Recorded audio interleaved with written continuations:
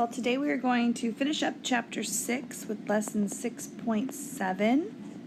So make sure you have your notebooks out, you're ready to go. For this lesson, we are going to talk about inverse functions. And you have seen them already, but you didn't know it. Inverse functions.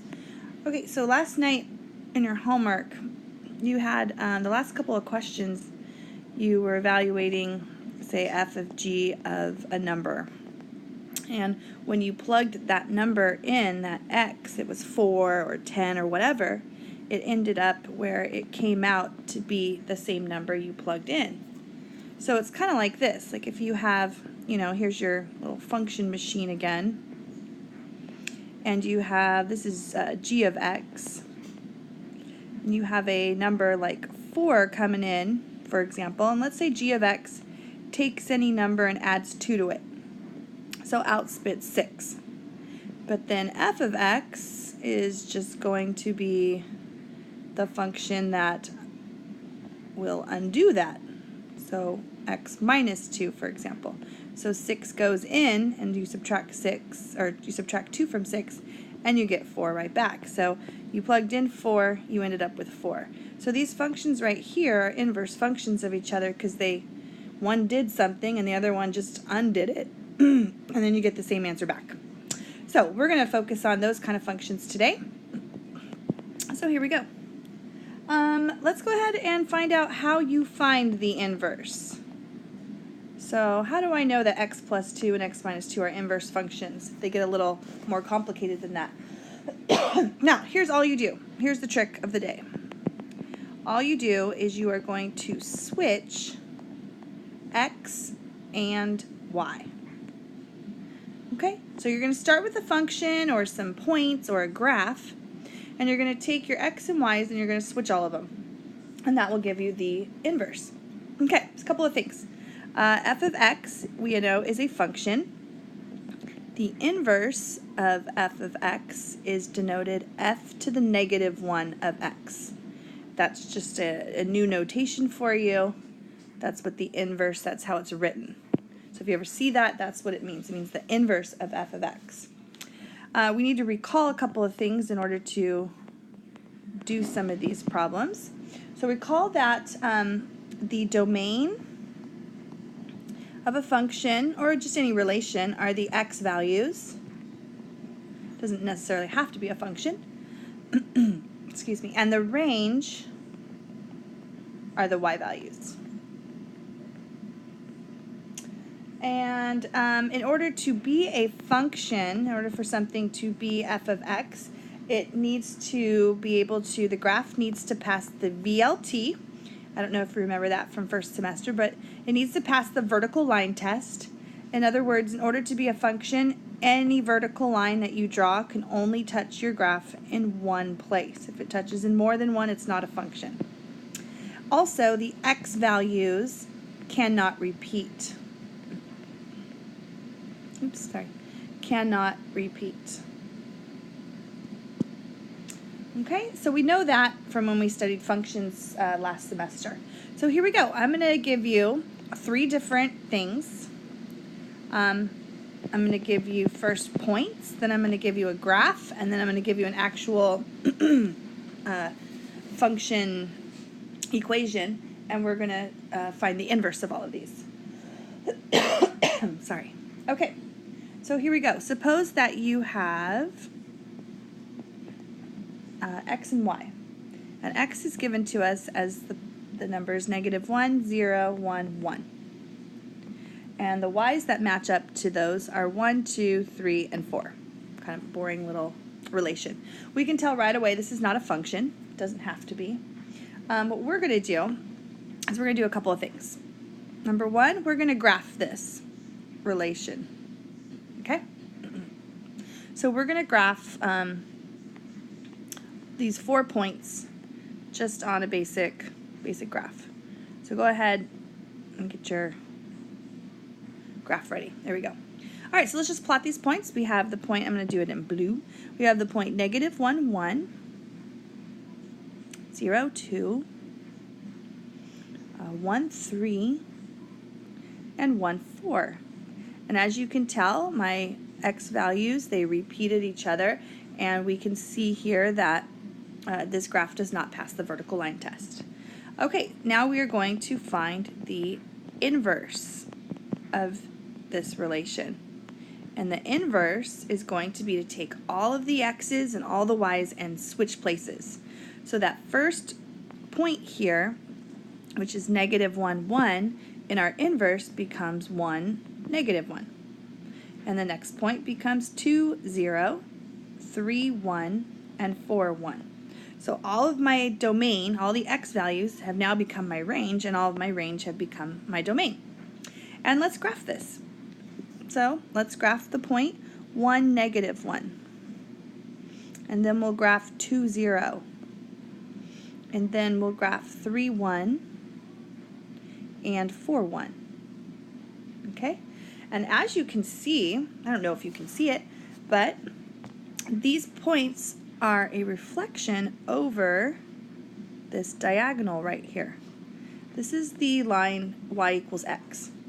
And all of those points are reflection over that. In other words, this point is the same distance away. It's reflected. This one, and that one, and that one. They're all reflections over that line.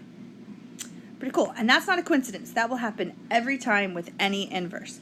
So if they ask you for the inverse for points, that's all you do. You just switch x and y. If we had to graph them, then you graph it too. All right. Now let's start with a graph. So let's go ahead and let's graph y equals 2x plus 1. Okay? Let's graph that. So 1, 2, 3, 4. 1, 2, 3, 4. 1, 2, 3, 4.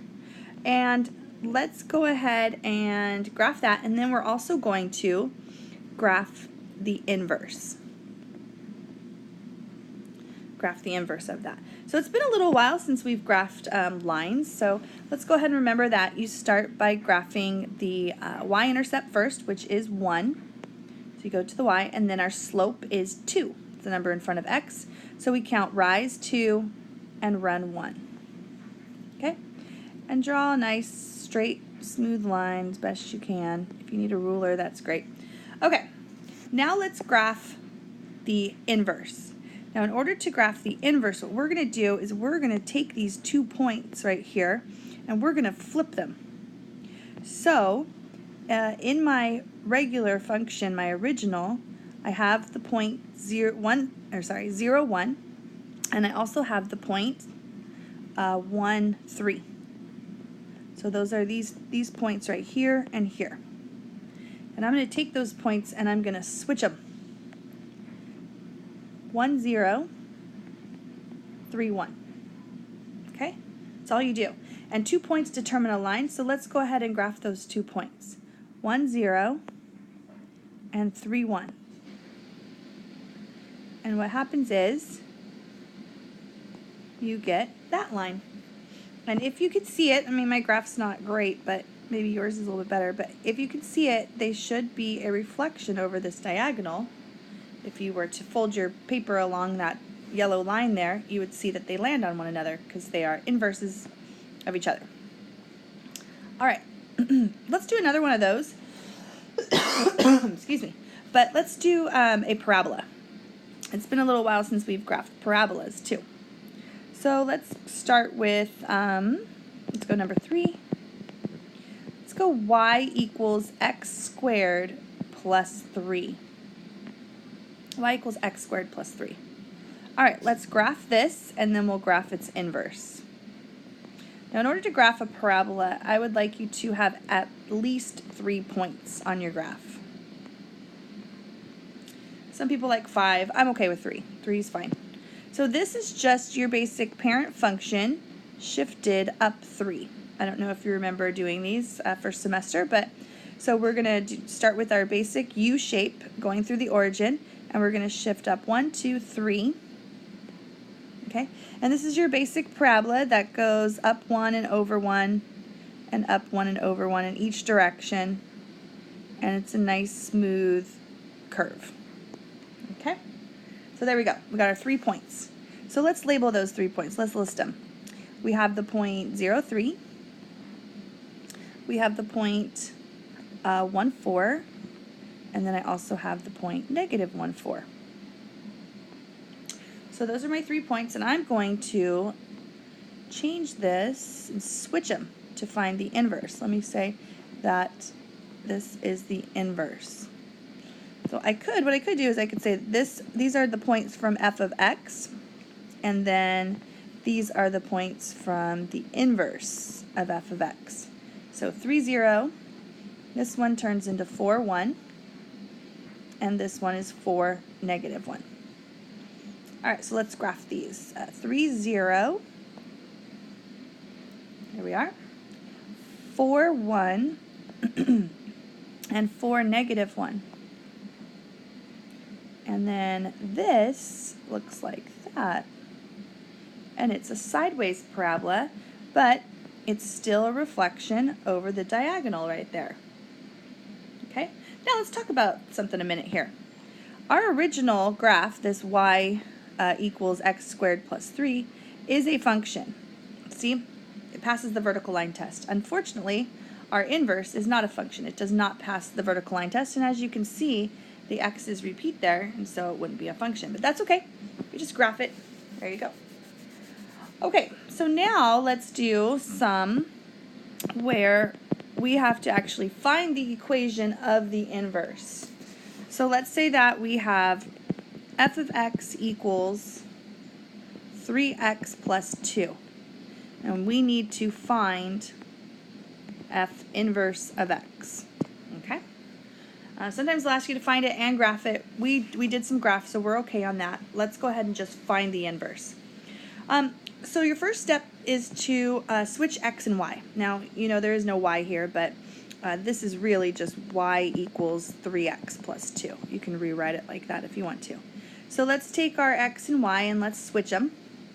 Okay? So, I mean, literally, you're going to pick up y and you're going to pick up x and you're going to switch places. So we get x equals 3y plus 2. All right. So the rest of it is just to solve for y. I want it to be y equals some stuff. I don't want x equals. So I need to subtract 2 to the other side. So x minus 2 equals 3y. And then I divide everybody by 3. Now, you can do that. You can leave it all over 3. Okay, that looks a little bit weird. A lot of people would rather have it written like this. Y equals, see, x over 3 is 1/3 x minus 2/3. That way you can tell what the slope is and what the y-intercept is. And that would be the inverse of that. So we started with a line and we ended with a line. All right, let's do one that has a parabola. Let's do y equals x squared minus 4. Okay, we graphed something like a lot like that earlier. But let's go ahead and switch x and y first. So x goes over here, y goes over here. And now we have to solve for y. So in order to solve for y, y is being squared, so it's going to get a little tricky in a minute, but you can handle this. So here we go. We're going to add 4 to the other side. So you get x plus 4 equals y squared. And we need to solve for y now. So y is equal to get rid of a squared, we square root. But we must do plus or minus square root. And that's what we get. Okay? So what happens is we started with a squaring function, a parabola. We end up with a square root. They're inverses of one another. They undo each other. All right, let's do, I don't want to do that one. All right, let's move on to part B. Last part, and then we'll work on that review, the 6.5 and 6.6 review. Okay, now let's talk about graphs of inverses. Graphs of inverses, what they're going to focus on is something called the HLT. And you probably already know what the H stands for. It stands for the horizontal line test. Horizontal line test. Now the vertical line test tells whether or not our function or our relation is a function. The horizontal line test, what this does, is this is a test to determine if the inverse is a function. Okay? And it's done on, uses to determine if the inverse is a function. HLT is for inverse. And it's done on the original function or relation. On the original, we'll say relation, because sometimes they're not functions. Okay? All right, so here we go. Number 6. Number 6. Okay, the question's going to say, is f inverse of x a function? Okay, we don't have to find it, the inverse. We don't have to graph the inverse. All we're going to do is this is what we're going to do. We're going to graph f of x, whether you want to graph that in your mind or on your calculator. So maybe you know what it looks like in your head, or you need to use your calculator, that's fine. But all we're doing is answering yes or no. Okay, got a 50-50 shot here. Here we go. All right, so is it a function? Let's start with f of x equals 2x minus 7. Now, you're an Algebra 2 student. You've had Algebra 2 for an entire semester and a little bit extra. So you should know what that is. When you look at that, f of x equals 2x minus 7, you should know that that is a slanted line. You might even know how to graph it. It's got a, y-intercept of -7, a positive slope of 2. You can also graph that on your calculator, but you know that it's a slanted line of some sort. Well, take a look at slanted lines. Let's find out if the inverse of that slanted line is a function. Well, we do the horizontal line test to see if the inverse is a function, and the horizontal line test passed. It only went through one spot every single time. So yes, and that's going to be true for all slanted lines. Any slanted line, its inverse will be a function also. So we call these things, and we're going to talk more about this when you get to ham or ram, but we call them 1-to-1. 1-to-1. That means one y matches up to one x, and one x matches up to one y, like back and forth, only one each. Now, let's look at something that is not 1-to-1. Y equals x squared plus 3x minus 1. All right, maybe you're not sure what this looks like if you graphed it, but you have an idea of what it looks like. You know this is some kind of a parabola that points up. It has a positive a value. You know that it's squared, so it has to be a U shape. Okay, I don't care where it is on the graph, but that's what the shape of it is. Now, looking at that, I can see, okay, horizontal line test, ooh, it fails. So is its inverse a function? No. Okay, parabolas will not have inverse functions. They are not 1-to-1. Because sometimes, this x matches up to that y, well, that x matches up to that y also, so it's not 1-to-1. All right, let's try another one. Let's do, remember this guy? Y equals the absolute value of x plus 5 minus 3. Do you know how to graph that by hand? Do you know how to graph it on your calculator? Well, by hand, you would go 5 to the left, 1, 2, 3, 4, 5, and down 3. Okay, and it's just up 1 over 1. Now, you don't even really need to know that. All you need to know is the shape of it. Does it pass the horizontal line test? No, it doesn't. So absolute value graphs are not going to have inverse functions. So the inverse of that absolute value graph is going to be a sideways v, which is not a function. All right, and then one more of these. Y equals 2. What kind of a line is y equals 2? y equals 2 is a horizontal line through 2. Okay, does that pass the horizontal line test? Actually, it fails an infinite amount of times. Would you like to fail an infinite amount of times? No, you don't. So the inverse will not be a function. All right, these will be on your quiz tomorrow. It'll be, the quiz is on 6.5, which was on solving equations. We're going to practice 2 in a minute. It was on 6.6, which was like f of g of x stuff, which we're going to practice also. And then 6.7 is on inverses, which we just did. And so that's what your quiz is going to be on, all 3 of those. And I'll be there in the morning. Hopefully my kid won't be sick, and I'll be there so I can answer some questions. But let's go ahead and take out that review sheet that's in front of you. Hopefully it's in front of you. And let's open that up. Let me see if I can find it.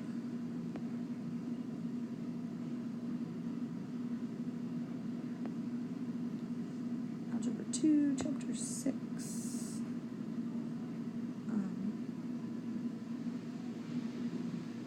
Is that it? No. Nope. That's not it. Oh, it didn't load. Okay.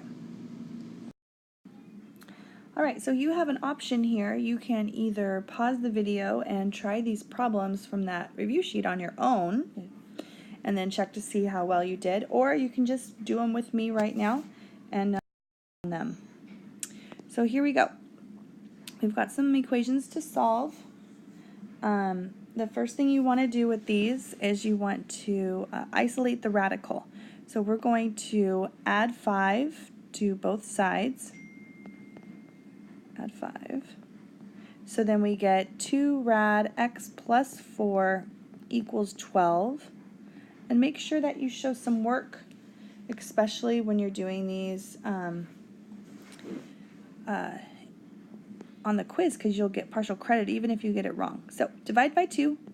Rad x plus 4 equals 6. Square both sides. Kind of running out of room here. Square both sides. And you get x plus 4 equals 36, so x equals 32. And if you want to, you can check by plugging that back into your equation to see if it works. Alright, the next one's a little trickier, so here we go. First start, we got to get rid of that 3 in front. We got to isolate this power part, so we get 2x minus 1 to the 2/3 is equal to 25. We're going to raise both sides to the 3/2. Now here's where you need to be careful. You are raising it to a power of 3 and a square root. And when you square root both sides of an equation, you have to do plus and minus. So this is one of those special ones that is going to have 2 answers. So when we take 25 to the 3/2, we square root 25, which is, we get plus or minus 5 because it's an equation. And then we cube that, and we get 125. So then we want to set each of these equal the 125, and then 2x minus 1 is negative 125. And so we add 1, and then we divide by 2. So I believe that's 63, I hope. And then we add 1, 2x equals negative 124. Divide by 2, and it's negative 62. X equals. Okay, so you get 2 answers on that one. There will be one on the quiz that does have 2 answers, so look for that. All right, so let's do the next ones. These are going to be, we start with a function and another function. There's f and there's g. On the quiz, you'll be given 3 functions, and they're going to be used throughout the entire quiz, the whole front page of the quiz. Okay, so we need to take f of x, which is 2x plus 2, and we're going to subtract g of x. Now, just write it out. I know you don't like to show work sometimes, but just write it out. And then what happens is this doesn't change. This is 2x plus 2. But remember, this minus has to be distributed to both. So it becomes a negative x squared and plus 1. And then we combine our like terms. So 2x doesn't go with anything. minus x squared doesn't go with anything, but 2 plus 1 equals 3.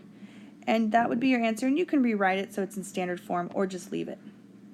All right, the next one is to take function f and multiply that times function g, and we have to FOIL.